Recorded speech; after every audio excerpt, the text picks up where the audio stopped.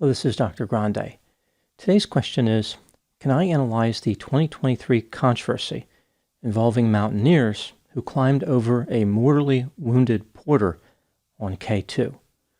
Just a reminder, I'm not diagnosing anybody in this video, only speculating about what could be happening in a situation like this. If you enjoyed this video, please like it, subscribe to my channel, and consider supporting me on Patreon. I will put the link to Patreon in the description for this video. First, I'll look at the background of this case, move to the timeline of the incident, then offer my analysis. This case takes place on K2, which is the second highest mountain on the planet at 28,251 feet above sea level. The mountain range where K2 is located is mostly in an area controlled by Pakistan. The tallest mountain in the world is Mount Everest, which is 780 feet higher than K2. When people think of the ultimate achievement in mountaineering, they often think of climbing Mount Everest because of its supreme elevation. But K2 is actually much more dangerous to climb. The weather on K2 is more unpredictable, and it is technically more difficult to climb because of steep slopes and other hazards. About 3 to 6.5% of people who climb or attempt to climb to the peak of Mount Everest will die. About 18 to 25% of those who climb K2 will experience the same fate. K2 is a mountain for those who aren't impressed with a high chance of dying, rather they need a ludicrous chance of dying. I imagine a mountaineer who is contemplating his next adventure. He is considering Mount Everest, but then he thinks to himself, that sounds great and all, but I would really appreciate a substantially higher probability of death. K2 is the perfect choice to satisfy that criterion. Now moving to the timeline of the incident. On July 26, 2023, about 150 people were at Camp 3 on K2, waiting for their chance to push for the summit. They were part of several organized expeditions. The people there could be placed into a few different categories. For example, mountaineers with various levels of experience, many of whom are paying customers, Sherpas, who are highly experienced guides, and porters, who help carry equipment. The winds had calmed down that day, but a storm was predicted in just 2 days, on July 28. The storm would never arrive, but the climbers did not know that. They believed they had only a brief window to reach the summit. It was now or never. The opportunity to unnecessarily risk their lives was passing by quickly. This was going to create a bit of a traffic jam, as many people would be moving up the mountain at the same time. Sometime before 3:30 p.m., the rope-fixing team departed from Camp 3. These teams normally comprised only experienced guides and porters, but this time there was at least one exception. A 27-year-old Pakistani porter named Mohammed Hassan was on the team. He was a married man from the local area who had 3 sons. Mohammed worked for a company called Leela Peak Expedition. As I mentioned, the job of a porter was to carry equipment.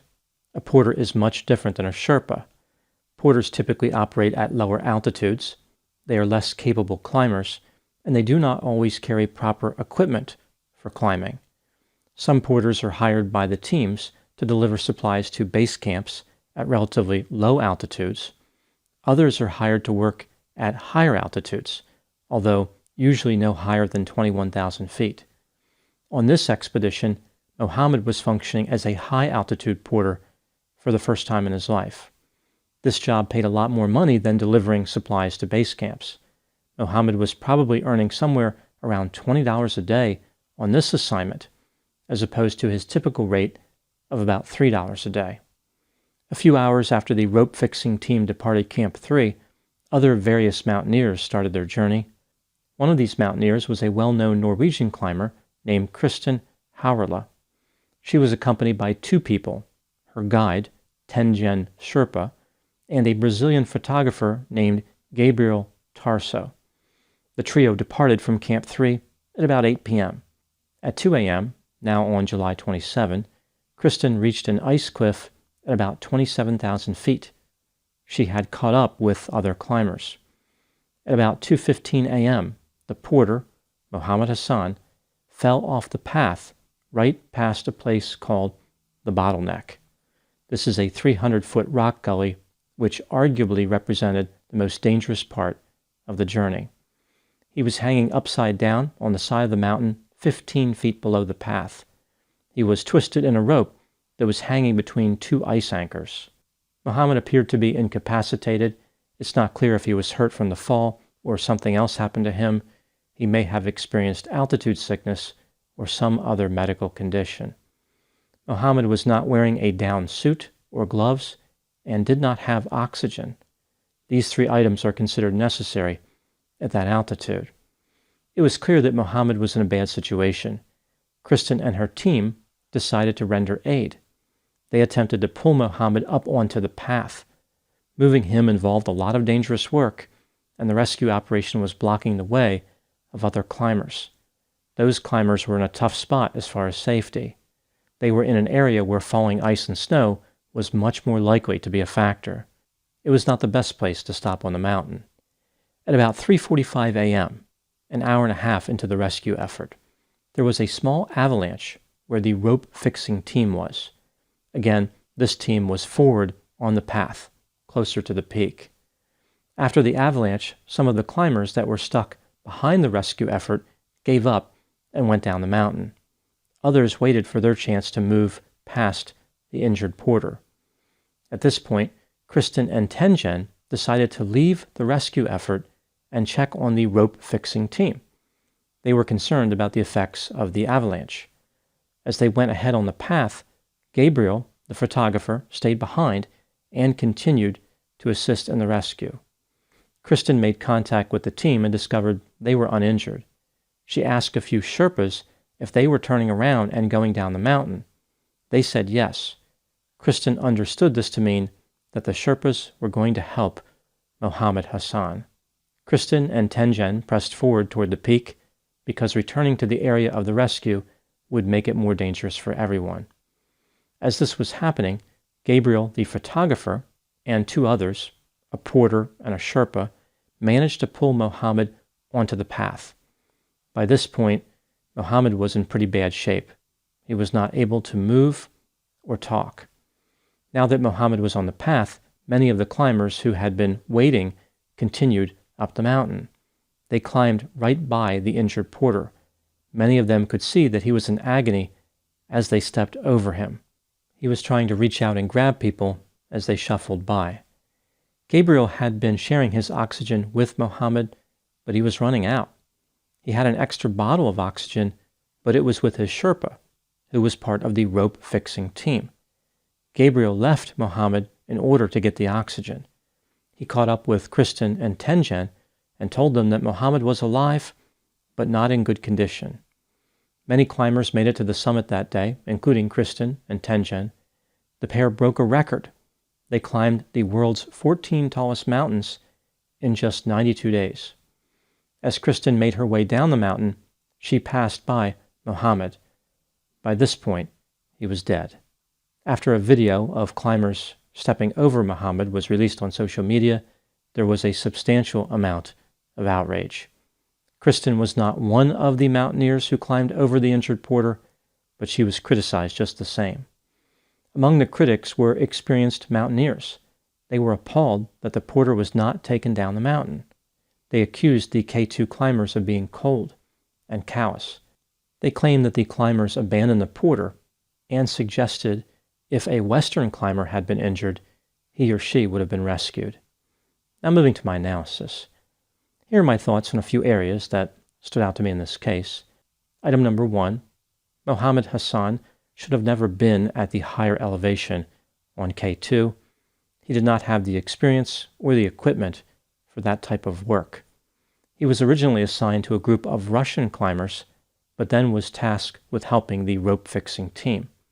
When he caught up with the Sherpas, they recognized that he was not well equipped and repeatedly told him to go back down the mountain. Mohammed knew that he was in danger, but he continued anyway. It's not clear why he took such a risk, but it may have been due to his financial needs. He was extremely poor and needed money to take care of his diabetic mother.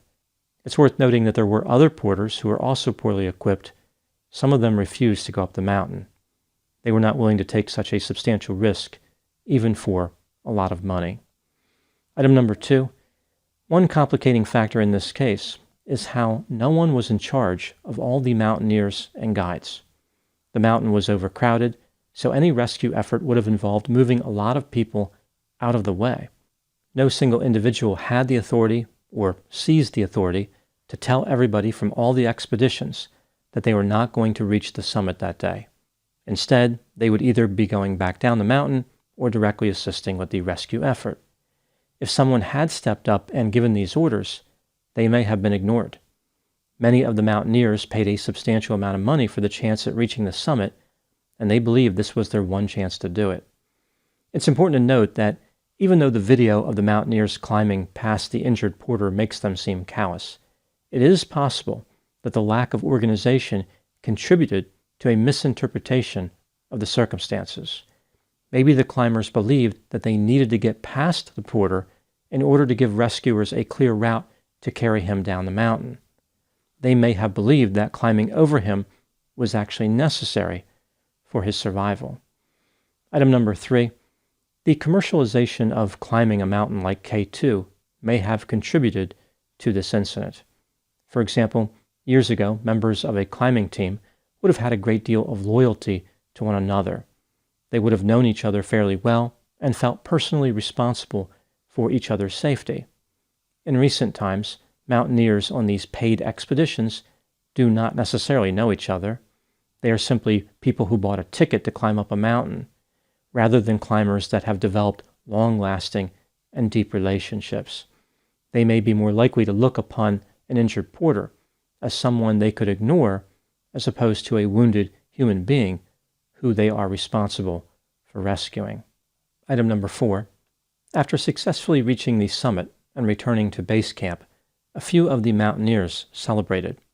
Some of them even decided to use fireworks. This only added to the feelings of outrage. It was like the mountaineers simply did not care that the porter had died. It's one thing not to rescue the porter, it's something else to celebrate the climb knowing that his death just occurred. Item number 5. Could the injured porter have been rescued at all? Some people argue that a rescue was not feasible, so all discussions about blame are academic. Let's take a look at the evidence on both sides of this issue, starting with the argument that the rescue was impossible. Some mountaineers have suggested the rescue would have required several people, maybe as many as 6, to carry Muhammad off the mountain. All these people would have been risking their lives to save one man who may have already been mortally wounded.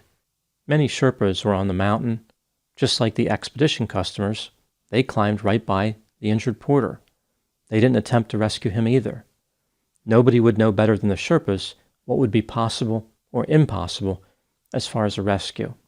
If they ignored Muhammad, they must have believed that his situation was a lost cause.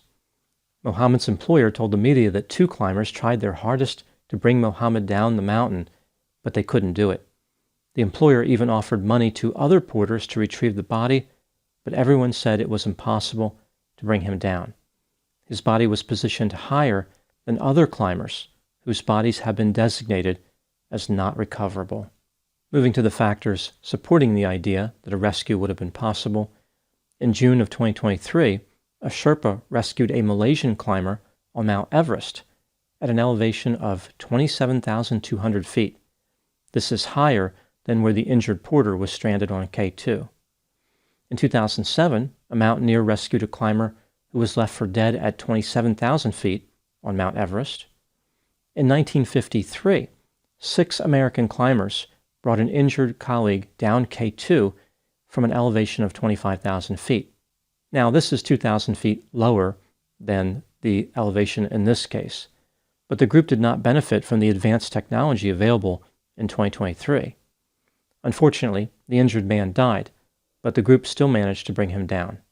This expedition resulted in K2 earning the nickname Savage Mountain after it was described this way by one of those mountaineers. When considering all the evidence in this case, do I think that the porter could have been rescued from K2?